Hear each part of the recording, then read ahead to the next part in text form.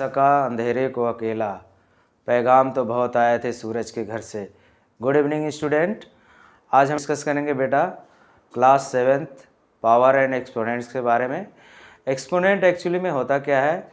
Exponent में हम क्या करते हैं, जैसे हमारे पास कोई भी बड़ा सा नंबर है या पावर के फॉर्म में है, तो रिपीटेड जैसे मल्टीप्लिकेशन है कोई भी चीज़, तो उसके हमें शॉर्ट फॉर्म में लिखना है।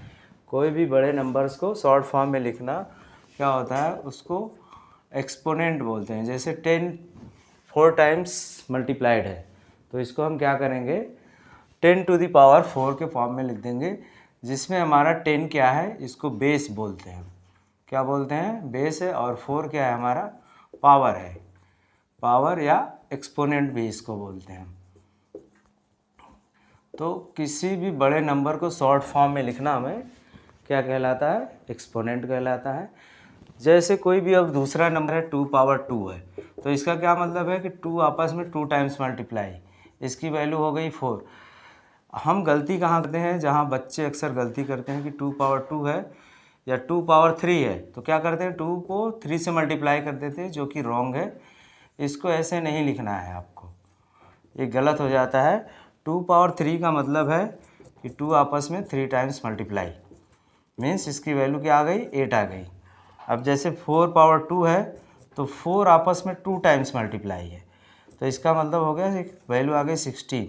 4 पावर 2 का मतलब ये नहीं है कि 4 को आप 2 से मल्टीप्लाई कर दें, ये गलत हो जाएगा।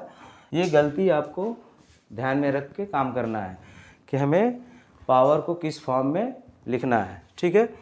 अब हमारा दूसरा हिस्सा शुरू होता है कि नहीं, कोई भी निगेटिव वैल्यू है तो उसके पावर है। सपोज कीजिए -2 है, ये निगेटिव वैल्यू है, इसके पावर 2 है, ये इवन पावर है। क्या है? इवन पावर है। तो इसको हम कैसे करते हैं, मल्टीप्लाई, -2 मल्टीप्लाई -2, तो माइनस माइनस का मल्टीप्लिकेशन प्लस हो गया, 2 2 जा 4 हो गया, ठीक है। लेकिन यहीं पे -2 पावर 3 है वैल्यू, तो इसकी वैल्यू क्या है कि -2 आपस में 3 टाइम्स मल्टीप्लाई, तो यहाँ पे क्या हो जाएगा, माइनस माइनस का मल्टीप्लिकेशन प्लस, 2 2 जा 4 हो गया, फिर ये -2 है। फिर हम क्या करेंगे, प्लस माइनस का मल्टीप्लिकेशन माइनस हो गया, 4 2 जा 8 हो गया। इसकी वैल्यू आई है हमारे पास नेगेटिव और इसकी वैल्यू आई हमारे पास पॉजिटिव। तो हम यहाँ पे एक चीज़ कह सकते हैं कि जैसे -1 है, इसके पावर हमारे पास इवन नंबर है। इवन नंबर है, माइनस कोई बेस है, उसके पावर कोई इवन नंबर है। हम क्या करेंगे, इसकी वैल्यू क्या आएगी, निगेटिव में आएगी। क्या आएगी? निगेटिव में आएगी, सॉरी पॉजिटिव में आएगी। अगर -1 है, इस पर कोई पावर ऑड नंबर है, तो उसकी वैल्यू हमारे पास आएगी माइनस में, ठीक है। तो यहाँ पे हम देख सकते हैं कि कोई भी बेस है अगर निगेटिव में है, उसके पावर इवन नंबर है तो उसकी वैल्यू पॉजिटिव में आती है। अगर कोई वैल्यू निगेटिव है, उसके पावर ऑड नंबर है, तो उसकी वैल्यू किस में आएगी, निगेटिव में आएगी। अब हमारे पास एक्सपोनेंट को फॉर्म में लिखने का एग्जाम्पल है कि 256 को एक्सपोनेंशियल फॉर्म में लिखना है हमें। किस में लिखना है? एक नंबर है 256, इसको हमें लिखना है 256 in exponential form. 256 in exponential form में लिखना है। तो एक्सपोनेंशियल फॉर्म में लिखने से पहले हम क्या करते हैं, इसको प्राइम फैक्टराइज करते हैं। 256 का हम क्या करेंगे, प्राइम फैक्टराइज कर लेंगे, तो किससे हमारा कटेगा, 2 से। Prime factorise means we have to go by prime factorisation में। 2 1 जा 2, 2 2 जा 4 एंड 2 8 जा 16, 2 6, 2 4, 2 32, 2 16, 2 8, 2 4, 2 2 एंड 2 1। इसको हम लिख सकते हैं 256 को 2 मल्टीप्लाई कितने टाइम्स है, 8 टाइम्स है। 2 मल्टीप्लाई 2 मल्टीप्लाई 2 मल्टीप्लाई 2, तो ये क्या हो गया, 2 पावर 8 हो गया। ये हो गया 256 का एक्सपोनेंशियल फॉर्म, जिसमें 2 क्या है हमारा बेस है और 8 हमारा एक्सपोनेंशियल फॉर्म है। ठीक है, अब हमारे पास इस एक्सरसाइज का पहला क्वेश्चन है कि find the value of 2 power 6। क्या फाइंड आउट करना है हमारे पास? क्वेश्चन नंबर 1 है। Question number 1 find the value. मैं दो क्वेश्चन सॉल्व करता हूँ इसका। फाइंड द वैल्यू पहला है 2 पावर 6। ठीक है, तो 2 पावर 6 को हम कैसे लिखेंगे? 2 आपस में 6 टाइम मल्टीप्लाई, इस तरीके से इसको ओपन कर लेंगे हम। तो इसकी वैल्यू क्या हो जाएगी हमारे पास? मल्टीप्लाई करेंगे, यहाँ पे 8 हो जाता है, 8 8 जो 64 हो जाएगी वैल्यू इसकी। ये आंसर आ जाएगा हमारे पास 2 पावर 6 को। हम इस तरीके से एक्सपेंड करके इसकी वैल्यू फाइंड आउट करनी है सिंपली। नेक्स्ट क्वेश्चन है हमारा इसी का सेकेंड पार्ट है 9 पावर 3। सेकेंड पार्ट है 9 पावर 3। इसको हम करेंगे 9 3 टाइम्स आपस में मल्टीप्लाई हो जाएगा। 9 9 जो 81 मल्टीप्लाई 9, 9 1 जो 9, 9 8 जो 72। ये आ जाएगा हमारे पास आंसर। ठीक है, अब इसमें दूसरा क्वेश्चन है कि express the following in exponential form. हमें क्या करना है? कोई भी नंबर दिया हुआ है तो उसको एक्सपोनेंशियल फॉर्म में लिखना है। कैसे एक्सपोनेंशियल फॉर्म में हम लिखेंगे वो देखते हैं हम क्वेश्चंस को, कि express the following in exponential form. Question number 2 है इसी एक्सरसाइज का। Express the followings in exponential form. ठीक है, एक्सपोनेंशियल फॉर्म। पहला क्वेश्चन है इसमें 6 मल्टीप्लाई 6 मल्टीप्लाई 6 मल्टीप्लाई 6। ये कितने बार रिपीटेड है मल्टीप्लिकेशन? 4 टाइम्स मल्टीप्लिकेशन है। तो इसको क्या लिखेंगे? 6 पावर 4, क्योंकि ये 4 टाइम्स मल्टीप्लाई है तो इसको आप पावर के फॉर्म में लिख सकते हैं 6 पावर 4।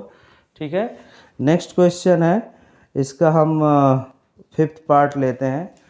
अगर 5th पार्ट लेते हैं, 5th में है 2 मल्टीप्लाई 2 मल्टीप्लाई ए मल्टीप्लाई ए। यहाँ पे हो जाएगा हमारा 2 पावर 2, क्योंकि एक्सपोनेंशियल फॉर्म में लिखना है, इसकी वैल्यू नहीं फाइंड आउट करनी है हमें पावर के फॉर्म में लिखना है। तो 2 आपस में 2 टाइम्स मल्टीप्लाई है, तो ए 2 टाइम्स मल्टीप्लाई है तो ए स्क्वायर हो जाएगा, ये इसका आंसर हो जाएगा। ये है एक्सपोनेंशियल फॉर्म। ठीक है, इसी तरीके से इसका लास्ट क्वेश्चन है कि ए 6 पार्ट है इसका। A 4 times multiply and C 3 times multiply and D 1 times multiply. तो यहाँ पे हम देख सकते हैं ए 4 टाइम्स मल्टीप्लाई है तो ए पावर 4 हो गया, सी 2 टाइम्स मल्टीप्लाई 3 टाइम्स मल्टीप्लाई है तो सी पावर 3 हो गया एंड डी पावर 1। ये इस तरीके से इसका आंसर आ जाएगा। ठीक है, ये हो गया आपका। कोई भी चीज़ दी हुई है एक्सपेंडेड फॉर्म में, उसको एक्सपोनेंशियल फॉर्म में हमने लिख दिया। नेक्स्ट क्वेश्चन है हमारा कि express each of the following numbers using exponential notation. अब कुछ नंबर्स दिए हुए हैं, उसको हमें एक्सपोनेंशियल फॉर्म में लिखना है। जैसे पहला क्वेश्चन है हमारा, क्वेश्चन नंबर 3 का पहला पार्ट है 5 12। ठीक है, क्वेश्चन ये है कि express the following number. Question number 3 है express the following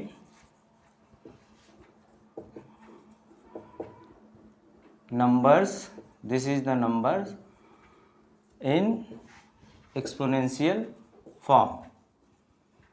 exponential form में आपको इसको लिखना है क्वेश्चंस। पहला है इसका 5 12। अब इसको अभी हमने किया है क्वेश्चंस 256 का, और यहाँ पे 5 12 है। तो पहले हम क्या करेंगे, इसका प्राइम फैक्टराइज कर लेंगे। 5 12 का प्राइम फैक्टराइज करने के बाद हमें नंबर मिल जाता है कि कितने बार वो रिपीटेड मल्टीप्लिकेशन हुआ है। ठीक है, तो ये 2 से कट जाएगा, क्योंकि हमें प्राइम फैक्टराइज करने के लिए हमें अगर डिविजिबिलिटी रूल्स पता है तो हम आसानी से कर सकते हैं। तुरंत देख के हम पता कर सकते हैं कि किस नंबर से डिवाइड होगा। तो 2 2 जो 4, 2 5 10, 2 6 जो 12। ठीक है, अगेन 2 1 2,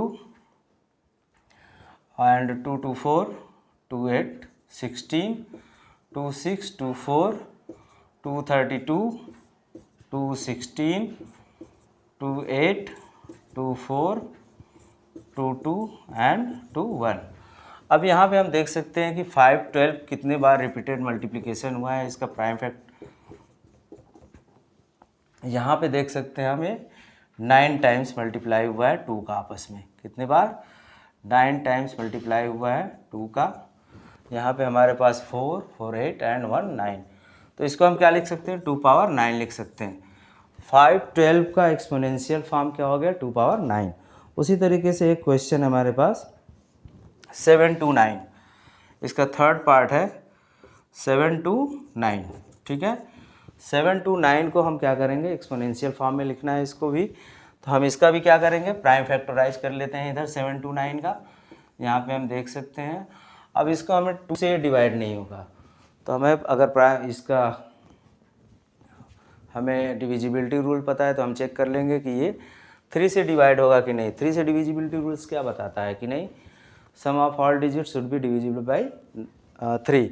तो यहाँ पे 7 to 9 9 18 18 is also divisible by 3। तो हम यहाँ पे क्या कर लेंगे, ये 3 से डिवाइड हो रहा है तो 3 से इसको चेक करेंगे। 3 2 6 3 4 12 एंड 3 3 जा 9। आगे इन्हें 3 से डिवाइड है तो 3 8 3 1, फिर 3 27 3 9 3 3 3 1।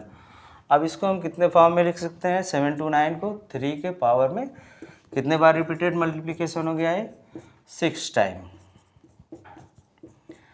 ये 6 टाइम मल्टीप्लाई है तो 3 पावर इसको 6 लिख सकते हैं। ये आंसर हो जाएगा इसका 7 to 9 का। ठीक है, अब नेक्स्ट हमारे पास कंपेरिजन है। नेक्स्ट क्वेश्चन नंबर 4 है हमारे पास कि identify the greatest number whether possible in each of the following. ठीक है, आपको we have to compare which one is greater here. ठीक है, यहाँ पे क्वेश्चन नंबर 4 है कि which one is greater here, कौन सा नंबर हमारे पास बड़ा है। ये पावर के फॉर्म में दिया हुआ है तो इसको हम कंपेयर कर लेते हैं, इसको एक्सपेंड करके विच one is greater number. Question number 4 है, क्वेश्चन नंबर 4 को हम मॉडिफाइड करके हम लिख रहे हैं। क्वेश्चन नंबर 4 में ये दिया हुआ है कि आइडेंटिफाई द ग्रेटर नंबर। ठीक है, क्या करना है इसमें? Identify the greater number. ठीक है, पहला है क्वेश्चन हमारे पास कि 4 पावर 3 एंड 3 पावर 4, 4 पावर 3 और 3 पावर 4, ये है क्वेश्चंस। इसको हमें सॉल्व करना है कि इसको बताना है कौन सा ग्रेटर है। तो 4 पावर 3 को देख सकते हैं क्या हो सकती है वैल्यू इसकी। 4 आपस में 3 टाइम्स मल्टीप्लाई है तो इसकी वैल्यू क्या हो जाएगी हमारे पास? 64 एंड 3 पावर 4 है तो 3 को आपस में 3 4 टाइम्स मल्टीप्लाई कर लेंगे हम, इसकी वैल्यू हो जाएगी 9 27 81। ठीक, तो यहाँ पे 81 is greater then 64, so we can say that 3 power 4 is greater than 4 power 3. This is the answer. Similarly, we can do solve the next question, and next part is 5 power 3 and 3 power 5. Next question is है 5 power 3 और 3 power 5। इसी तरीके से इसको भी open कर लेंगे। 5 power 3 means 5 आपस में 3 टाइम्स मल्टीप्लाई एंड इसकी वैल्यू हो जाएगी आपकी 125। जब 3 पावर 5 करेंगे तो 3 आपस में 5 टाइम्स मल्टीप्लाई, इसकी वैल्यू हो जाएगी 81 31 243, ये हो जाएगी वैल्यू आपकी। तो 243 is greater than 125, so we can say that 3 power 5 is greater than 125, or we can say that 5 power 3, okay, और 5 पावर 3 ये ग्रेटर हो सकता है।